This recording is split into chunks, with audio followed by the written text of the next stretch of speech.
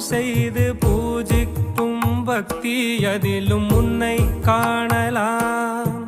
பசி என்று தன் முன் வந்து கையேந்தி கேட்கும் போது தன் உணவை தந்தால் கூட உன்னை காணலாம். உன்னை காண பல கோடி இங்கு வாரி இறைக்கிறார்கள். எளிதாக உன்னை சேர இங்கு யாரு நினைக்கிறார்கள்?